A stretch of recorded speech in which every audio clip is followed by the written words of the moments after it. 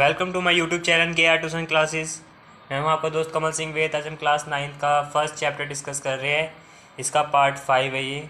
इसमें हम घातांक के नियम के बारे में पढ़ेंगे। ठीक है, तो घातांक के कुछ बेसिक से मैंने नियम यहाँ पे लिखे हुए हैं। आपने 8th क्लास में ही पढ़ा होगा, 7th में ही पढ़ा होगा। तो आइए उनको रिवाइज़ कर लेते हैं एक बार, और फिर हम अपनी एक्सरसाइज 1.6 के कुछ क्वेश्चन को सोल्व करेंगे। तो अगर आप इस चैनल पर नए हो तो इस चैनल को सब्सक्राइब कर देना, ठीक है, और इस वीडियो को एंड तक देखना। देखो, अगर आपकी कोई भी आपका जो बेस होता है, देखो नीचे वाली जो संख्या है, यहाँ पे मैंने ए लिखा है, ये आपका आधार होता है। ठीक है, क्या होता है? आधार, या इसको इंग्लिश में बेस कहते हैं। अगर ये सेम हो, मान लो यहाँ पे 2 लिखा हुआ है और यहाँ पर भी 2 लिखा हुआ है। अब जो ऊपर जो मैंने संख्या लिखी है m और n, इनको कहते हैं इनकी घात। क्या कहते हैं? घात कहते हैं, एक्सपोनेंट कहते हैं, या पावर कहते हैं इनको इनकी। अगर मान लो यहाँ पे 2 लिखा है और यहाँ पर भी 2 लिखा है और यहाँ पर 3 लिखा है और यहाँ पे 4 लिखा है, मान लो यहाँ मतलब कि ये सेम है बट ये ऊपर वाला अलग अलग है। अगर ऐसा होता है तो आपका आधार तो सेम रहेगा, बट जो आपकी घात है, जो ऊपर की m घात थी और n घात थी, जो भी अलग अलग घात दी होंगी वो आपस में जुड़ जाएंगी। अगर आपका आधार एक है, उसके ऊपर एक घात गुना हो रही है उससे, ठीक है, और उस ब्रैकेट लगा के उसके ऊपर भी एक घात चढ़ी हुई है, तो वो दोनों घातें आपस में गुना हो जाएंगी। अभी मैं इनकी एग्जांपल करवाऊंगा, पहले आप इन सबको नोट कर सकते हो। ठीक है, देखो am अपॉन an, ये दोनों घातें आपस में क्या हो रही है? भाग हो रही है। इनका आधार तो सेम है बट घात जो है बेटा अलग अलग है। तो क्या होगा इसका? a हम सेम रख देते हैं, जो बड़ी घात है ऊपर वाली m, उसमें से हम नीचे वाली घात को, जो छोटी घात है, उसको माइनस कर देते हैं। m में से n माइनस कर देंगे। जो भी आंसर आएगा आपका वो फिर लिख देना आप। अगर आपकी घात सेम है, देखो यहाँ पे क्या है, इस बार घात सेम दे रखी है, m है यहाँ पर और यहाँ पर भी m है। अब आपके आधार जो नीचे वाली संख्याएं हैं वो अलग अलग दी हुई है, a दिया हुआ है, b दिया हुआ है। तो क्या करेंगे हम, जो घात है हमारी उसको तो सेम एज इट इज़ उतार देते हैं, ठीक है, लेकिन जो नीचे वाला आधार होता है उसकी हम आपस में गुना कर देते हैं, a इंटू बी कर देते हैं, a गुना b कर देते हैं। आइए आपके 1.6 में से कुछ क्वेश्चन लेते हैं और फिर इनको और समझने की कोशिश करते हैं। ठीक है, जैसे आपका एक क्वेश्चन है यहाँ पे दिया हुआ है, देखो स्क्रीन पर, 2 फिर इसकी पावर है 2/3। ठीक है, 2 बड़ा बना लेते हैं, मल्टीप्लाई हो रहा है ये 2 से, जिसकी पावर कितनी है? 1/5।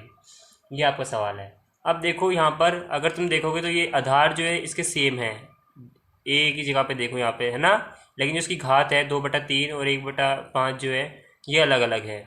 तो क्या करते हैं हम, हमारा जो आधार है वो सेम रहेगा, ठीक है, हम घातों को क्या कर देंगे? जोड़ देंगे आपस में। 2/3 और 1/5 को हम जोड़ लेंगे। अगर तुम इसका एलसीएम करोगे 3 और 5 का, तो तुम्हारा आएगा 15। ठीक है, 15 आंसर आएगा तुम्हारा। और अब 15 बनाने के लिए 3 को कितने से मल्टीप्लाई करोगे? नीचे यहाँ पे तुम 5 से। अगर नीचे 5 से मल्टीप्लाई करोगे तो ऊपर भी 5 से मल्टीप्लाई करना पड़ेगा 2 को। तो 2 को 5 से मल्टीप्लाई करोगे कितना आएगा तुम्हारा? 2 पंजे 10। अब ये 5 है, 5 को 15 बनाना है तुम्हें, तो कितने से मल्टीप्लाई करोगे? 3 से मल्टीप्लाई करोगे। ठीक है, अगर 3 से नीचे मल्टीप्लाई कर रहे हो तो ऊपर भी 3 से मल्टीप्लाई करना पड़ेगा यहाँ 1 को, और बीच में प्लस का निशान है तो प्लस का निशान लगा के यहाँ पे तुम 3 लिख दोगे। तो तुम्हारा आंसर आ जाएगा ये 2 की पावर 13/15। ये तुम्हारा आंसर आएगा। क्या हुआ? दोनों घातें आपस में यहाँ पे जुड़ गई।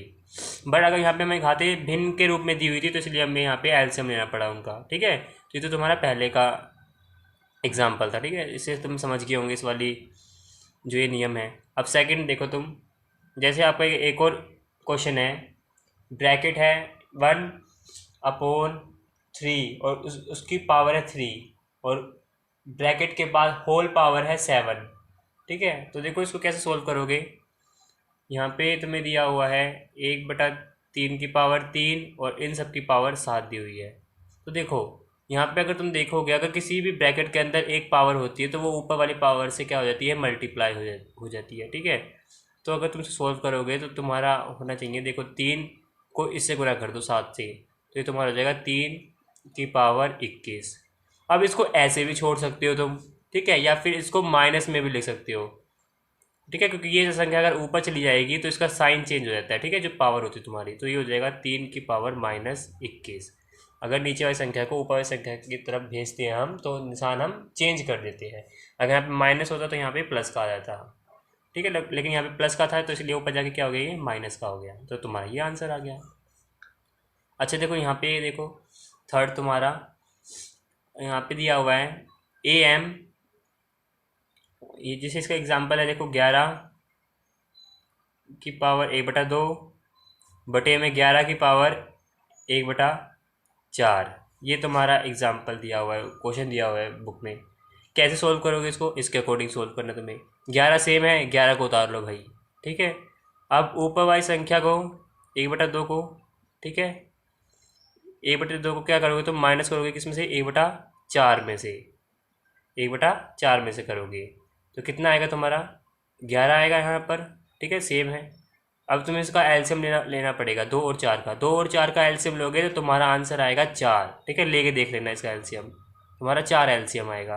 अब 2 को 4 बनाने के लिए क्या करोगे, 2 से मल्टीप्लाई करोगे। अगर नीचे मल्टीप्लाई किया है तो ऊपर भी मल्टीप्लाई करना पड़ेगा, तो 1 को 2 से गुना करोगे कितना आएगा तुम्हारा, 2 आएगा।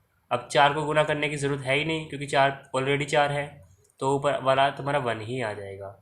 तो इसको अगर सोल्व करोगे तो 11 एज इट इज़ लिखा जाएगा तुम्हारा आधार, 2 में से 1 को घटा दोगे तो तुम्हारा बचेगा 1 और नीचे तुम्हारा 4, 1/4, तो ये तुम्हारा आंसर आ जाएगा, समझे। ऐसी एक और फोर्थ क्वेश्चन है तुम्हारा, फोर्थ पार्ट है इसका, 7 की पावर 1/2 गुना 8 की पावर 1/2। अब यहाँ देखो ये वाला नियम देखो, इसमें क्या हो रहा है, आधार तो अलग अलग है लेकिन घात क्या है, सेम है। तो यहाँ पे भी तो घात सेम है, 1/2 है और 1/2 है, यहाँ पे आधार अलग अलग है।